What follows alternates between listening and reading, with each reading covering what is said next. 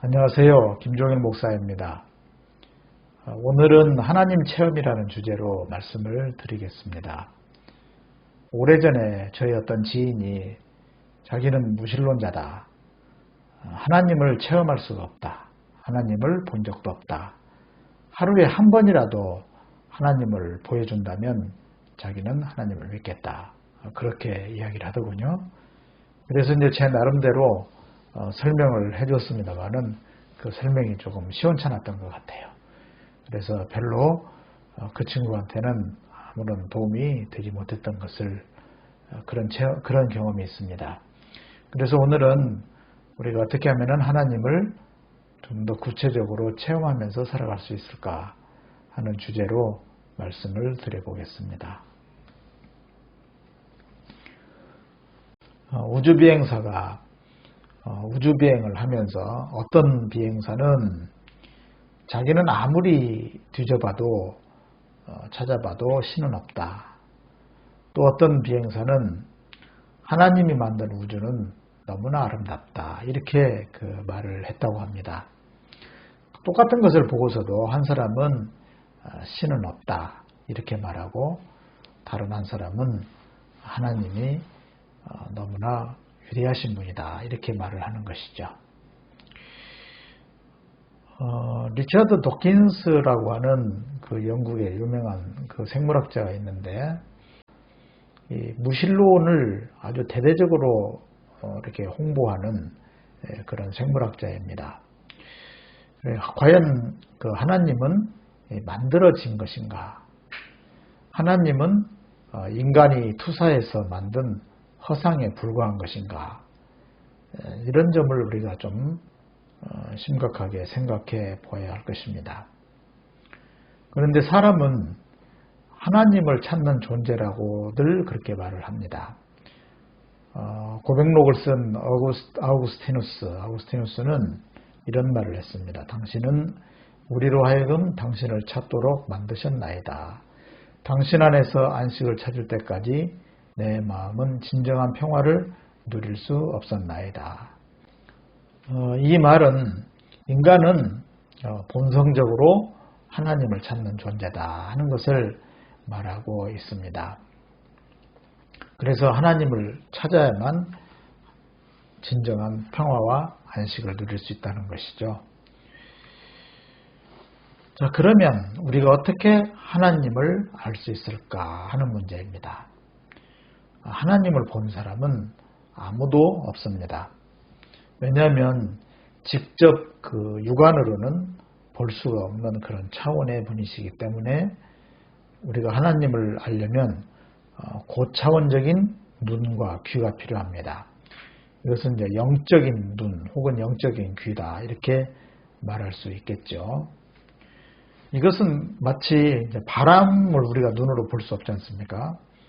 그러나 바람이 불면은 이렇게 흔들리는 것을 보고 바람의 존재를 알 수가 있습니다. 마찬가지로 하나님은 이러한 그 영적인 감각으로 알 수 있다는 것이죠. 그래서 하나님의 존재를 알려면은 이 자연에 대한 바른 공부를 하는 것이 중요합니다. 왜냐하면 이 자연을 창조하신 분이 하나님이시기 때문에 자연을 이렇게 잘 공부를 하면은 하나님을 알 수가 있습니다. 하나님은 만물의 근원자이시고 조성자이시기 때문에 자연을 통해서 그 신성을 우리가 알 수가 있는 것이죠. 또 하나님의 그 존재를 알려면은 체험이 필요합니다.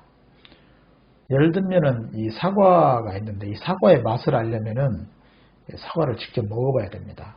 그런 것처럼 체험을 통해서 하나님의 존재를 더 확실하게 알 수가 있겠죠. 그래서 신앙에서 가장 중요한 것은 하나님 체험입니다. 그래서 하나님을 체험해야 그 하나님을 계속 신뢰하고 관계가 지속될 수가 있는 것이죠. 하나님 체험이 없이는 그것이 불가능합니다. 그래서 무엇보다도 하나님 체험을 해야 됩니다. 그래서 하나님 체험을 토대로 세워진 그런 신앙이어야 그 신앙이 바른 신앙이다. 이렇게 말할 수 있겠습니다. 그런데 이 시간에는 그 자연과학, 그러니까 물리학에서 암시하는 그런 신의 존재에 대해서 한번 생각해 보도록 하겠습니다. 저는 물론 이제 자연과학자가 아니고 물리학에 대해서 잘 아는 바가 없습니다.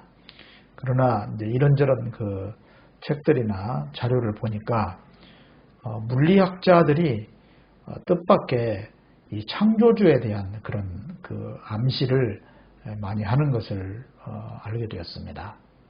네, 여러분 그 물리학에는 크게 그 고전 물리학이 있고 그리고 양자역학이 있습니다.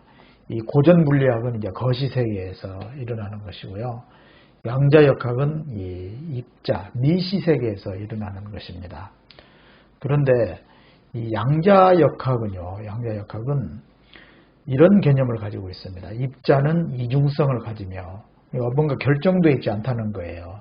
그간에 이제 결정된 것으로만 알고 있었는데 결정되지 않는 그런 중첩된 상태로 있다가 중첩 상태입니다. 그걸로 있다가 측정과 동시에 한 상태로 결정된다는 것입니다.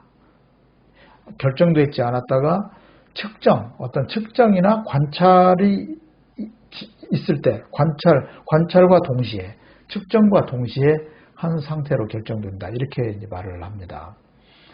참 우리가 쉽게 이해할 수 없는 그런 개념인데요. 측정이라는 말을 이제 먼저 염두에 두고 그 다음 이야기를 들어보시면 좋겠습니다. 이 프리먼 다이슨이라고 하는 그 양자역학, 양자 전기역학의 기반을 닦은 이론 물리학자가 있습니다. 이분이 이제 템플턴 상을 수상을 했는데 유명한 상이죠. 그 수상 소감을 말하면서 이런 말을 했어요. 원자는 활성체처럼 행동하는 묘한 물질이다. 뭔가 행동하는 물질이더라 이거예요. 그러면서 원자들은 여러 가능성 사이에서 자율적으로 선택한다. 그냥 정해져 있는 것이 아니라 선택한다는 거예요. 그리고 이 선택 능력을 마음이라고 하면 마음은 모든 원자에 내재되어 있다. 그러니까 이 미시 입자 세계에 뭔가 어떤 마음의 세계가 있더라. 이것을 강조했습니다. 역시 그는 이 마음과 신 사이에, 하나님 사이에 명확한 구분을 하기가 어려울 것이다. 그래서 마음이 우리 이해의 범주를 넘어섰을 때 신이 되는 것이다. 이렇게 그 말을 한 바가 있어요. 근데 이 말은 어떤 의미냐면 이 미시 세계에서 어떤 관찰이 이루어질 때 그게 결정이 되는데 뭔가 그 사이에 그냥 단순한 물질의 세계가 아니고 이 마음이 있는 것 같다. 그래서 이 마음이 우리가 이해할 수는 없는 어떤 그런 범주에 속해 있다면은 그게 하나님이 아니겠느냐 이런 그 암시를 했어요. 이게 지금 어떤 신학자의 이야기가 아니고 물리학자의 이야기입니다.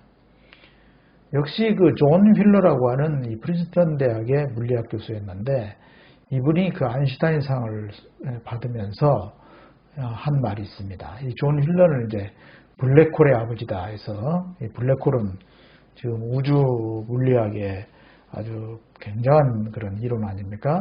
블랙홀의 아버지, 물리학의 이제 거장이에요. 이분이 이제 이런 말을 해요. 만약 우리가 물질 저변에 있는 지혜를, 이분은 이제 마음이 아니라 프리먼 다이슨 아까 마음이라고 말했는데 이분은 물질 저변에 있는 지혜라고 했어요. 지혜를 발견할 수 있다면 우리는 모든 존재에 들어있는 단일체의 속성뿐 아니라 더 나아가 단일체의 원천에 대해서도 알게 될 것이다. 그 단일체의 원천이 도대체 무엇일까? 그것은 결국 하나님의 세계가 아니겠느냐. 그래서 마침내 신의 숨겨진 얼굴을 만나게 되는 것이다. 이런 말을 한 바가 있습니다. 이게 물리학자의 이야기입니다. 헤럴드 슈레더라고 하는 그 MIT의 물리학 교수입니다. 이분은 이제 신의 숨겨진 얼굴이라고 하는 재미있는 책을 쓰신 분인데, 이분은 이제 이런 말을 해요. 이 존재의 본질은, 어떤 물질이 이제 존재하잖아요. 그 존재의 본질 들어가면은 우리에게 초자연적인 실체가 있다. 초자연적인 실체가. 네. 그 입자, 단순히 눈으로 관찰한다는 입자, 이것이 아니라 그것을 넘어서는 초자연적인 실체가 있음을 강력하게 증거하고 있다. 이렇게 말하고 있습니다.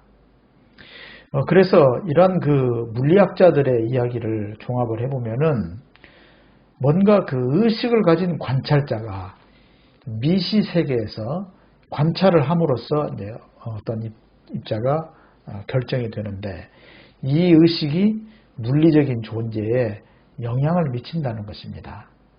이 의식은 결국 정보의 세계인데, 이 정보가 물질의 본질이다.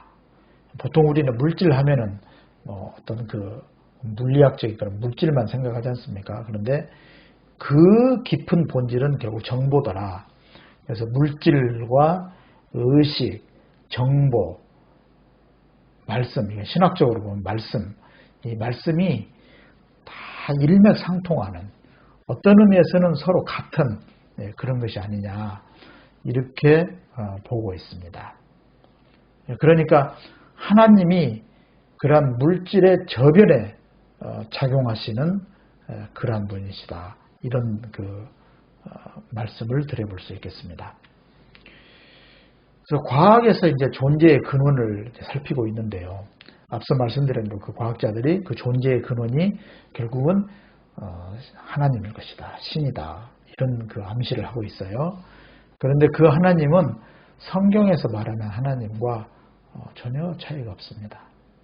성경은 일찍이 만물의 근원이 하나님이다, 하나님으로부터 만물이 나왔다, 이렇게 말하고 있거든요. 그래서 성경에서 말하는 하나님과 과학에서의 그 존재의 근원은 동일하다, 이렇게 말씀드릴 수 있겠습니다. 자, 그러면 하나님은 이 세상과 인간과 어떻게 관계를 형성하는가, 이 문제를 생각해 보겠습니다.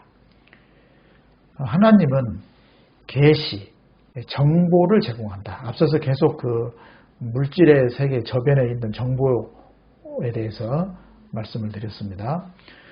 그런 정보를 제공하신다. 근데 이 정보를 깨달은 사람들은, 정보는 어떻게 깨닫냐면 이제 공명이라고 하는 것이죠.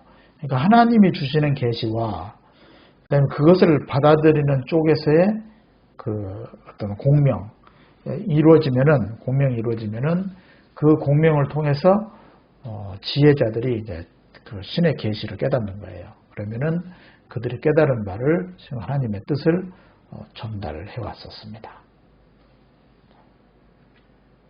그래서 히브리서에 보면은 옛적에 선지자들을 통하여 여러 부분과 여러 모양으로 말씀하신 하나님, 이렇게 되어 있는데요.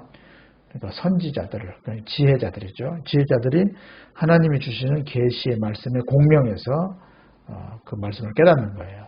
계시를 깨닫는 거죠. 그래서 여러 부분과 여러 모양으로 말씀하셨다. 다시 말하면 말씀, 정보를 통해서 하나님은 자신을 드러내시는 것이죠. 그렇게 해서 이제 관계를 형성하는 거예요. 역시 그 시편 19편에도 보면은 이렇게 되어 있죠. 언어도 없고 말씀도 없으며 들리는 소리도 없으나 그의 소리가 온 땅에 통하고 그의 말씀이 세상 끝까지 이르도다. 그러니까 들리는 말이 아닌 거예요. 그렇지만 들리는 소리도 없으나 이렇게 되어 있죠. 그러나 그의 소리가 온 땅에 통하고 그의 말씀이 세상 끝까지 이르도다. 이 참 놀라운 말입니다. 앞서 그 저희 지인이 직접 자기는 눈으로 보지도 못했고 듣지도 못했다. 그런 이야기를 이제 하면서 신이 있다면 그걸 보여줘야 되지 않느냐 이렇게 했는데, 아주 그 고대 세계에 이 그 선각자는 이런 말씀들을 깨닫고 그의 소리가 온 땅에 통하고 그의 말씀이 세상 끝까지 이른다. 우리가 이제 이런 차원에 이제 도달해야 되는 것이죠. 그렇게 해야 이제 하나님과 우리와 관계가 제대로 형성이 되고 교감이 이루어지고 공명이 이루어지는 것입니다. 히브리서에 보면은 마지막에는 아들을 통하여 우리에게 말씀하셨으니, 그러니까 선지자들을 통해서 여러 모양으로 이렇게 말씀을 하셨는데 마지막에는 아들을 통해서 우리에게 말씀하셨으니 이렇게 되어 있습니다.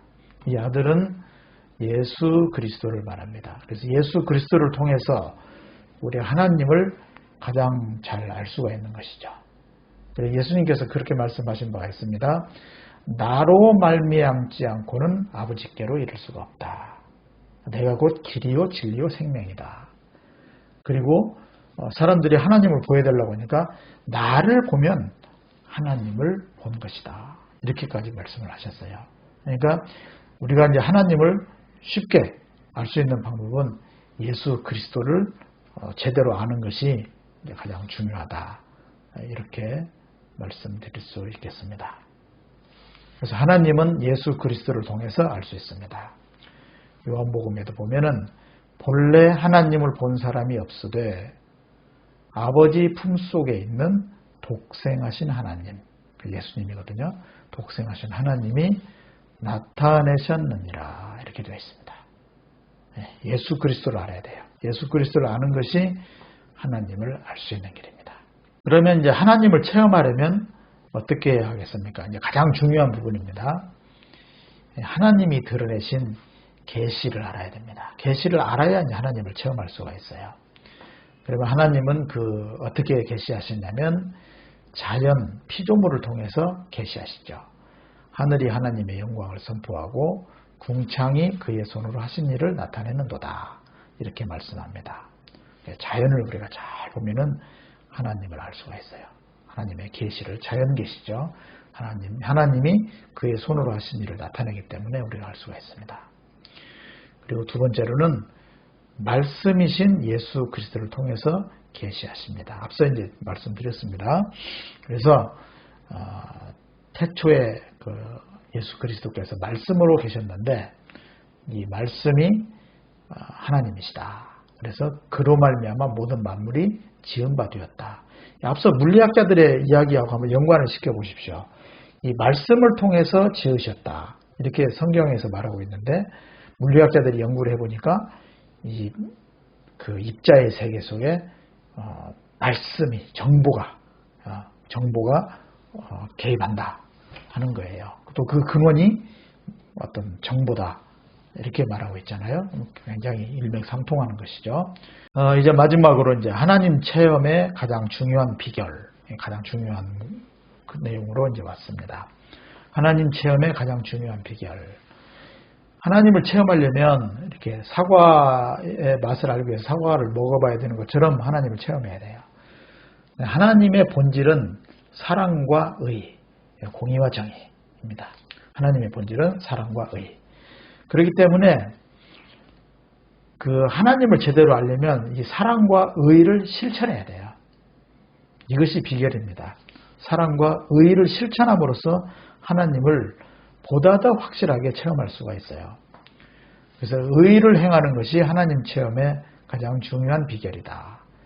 여호와는 의로우사 의로운 일을 좋아하시나니 정직한 자는 그의 얼굴을 배우리로다. 이렇게 말씀하고 있습니다. 의로운 일을 우리가 할 때 하나님을 배울 수가 있어요. 나는 의로운 중에 주의 얼굴을 배우리니 깰 때에 주의 형상으로 만족하리이다. 여기 의로운 중에 주의 얼굴을 본다. 우리가 여기 이 세상에서 우리가 살면서 이 정의, 공의 이것을 힘써 실천해야 됩니다. 그러면 하나님의 그 의로운 하나님의 세계를 우리가 체험할 수가 있겠습니다.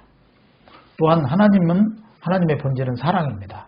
그래서 사랑을 실천하는 것이 하나님 체험의 가장 중요한 비결입니다. 요한일서에 보면은 그의 계명은 서로 사랑하는 것입니다. 서로 사랑하는 것.